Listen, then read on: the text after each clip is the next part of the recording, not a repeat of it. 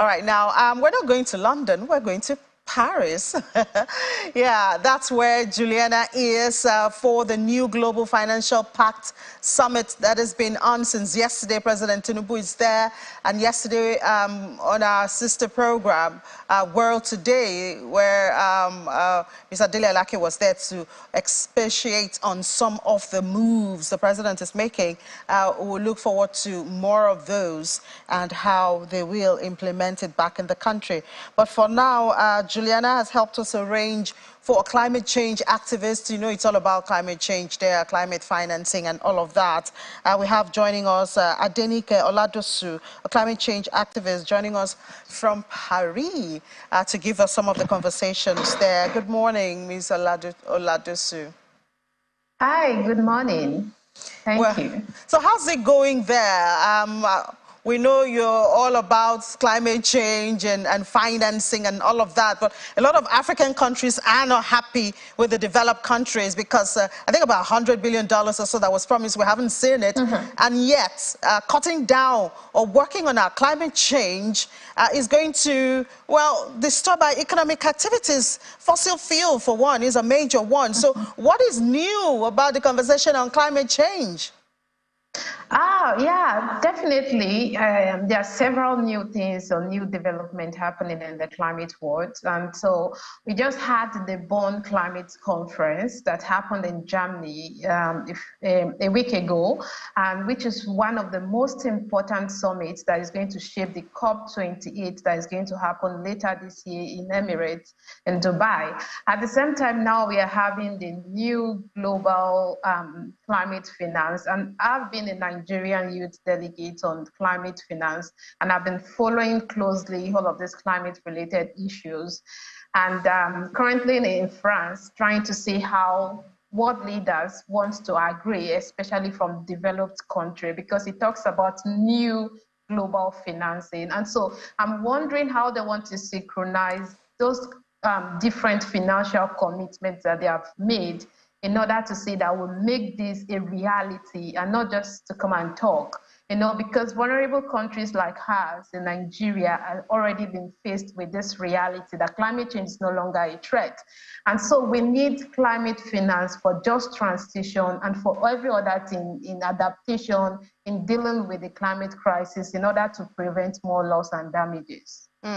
So what are the practical steps that they are suggesting there for developing countries to adopt that, apart from the funding, maybe they give the funding, but what are some of those practical steps that, you know, can be adopted actually to deal, because we do know, at least have an idea of some of the losses, both in finances and even in lives. Agricultural potentials are being eroded, the atmosphere, the environment, and all of that. What are some of the practical steps that are being discussed there that developing countries can adopt?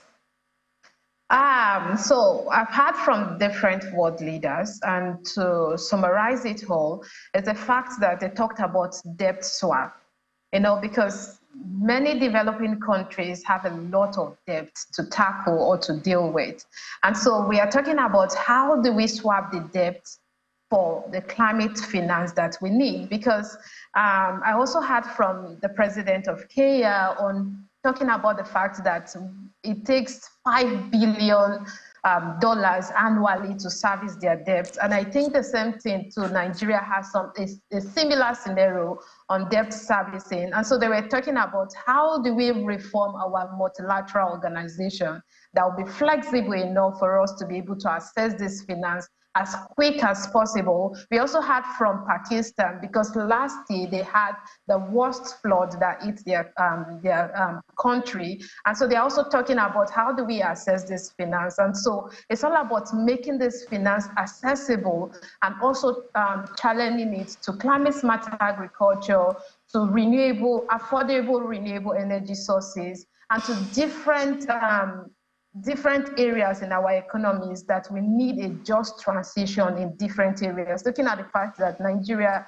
have removed its subsidy. And so we have to start talking about how to make renewable energy affordable for everyone. And we also hear from Nigeria talking about capacity, that how do we build our capacity in order to adapt to these changes? And it boils down to climate adaptation in order to prevent to reduce or to prevent loss and damage from the climate crisis as it is right now. The Nigeria is not just faced with a single crisis, but we are faced with multiple crises from the climate crisis. And so everyone is talking about this. How do we synchronize this? How do we come into a concrete conclusion before we leave the summit today? And thereby we talk about how to go from there, from the summit that will be happening, the African Climate Summit that will be happening in Kenya this year in September. All right. So, finally, before we let you go and continue with the meeting, the conversation around carbon credits seems to be gaining grounds, especially around Africa. I think climate change activists like you are trying to sell that to make it attractive for corporates, individuals and companies to, buy into that. Do you have conversations around that going on there? Yeah, it was also an ongoing discussion too at COP27, where we saw America pushing for it. And the same thing is also an ongoing conversation. It's a welcome development, carbon credit. But also we need not to forget the fact that we also need to transit as soon as possible. That in as much as we have carbon credit, we also need climate finance in order to deal with it, in order to make climate justice evenly distributed, that we need a just transition. We need to start investing on renewable, sustainable energy sources for us to be able to come out of the climate crisis. Because according to reports, most of the climate crisis that we have today, they are from the fossil fuel, but then Africa, Nigeria contributes the least to the global warming. So we expect that the developed country also find ways at which they could also help to make the financial commitment in transiting in as much as we have carbon credit. And another very important discussion that came out from yesterday's discussion was international taxation, which is a good move also. But we also have not to forget that we also need to transit a way to see how we could bring about more renewable energy sources and affordability in this renewable energy. We also need to talk about subsidies in the removal of renewable energy. Thank you. All right. Yeah, thank you so much for all of that. Adenike Oladusu. Feels like I'm there already. You've given me the lowdown. So I wish you the best in the rest of your conversations over there in Paris. Thank you.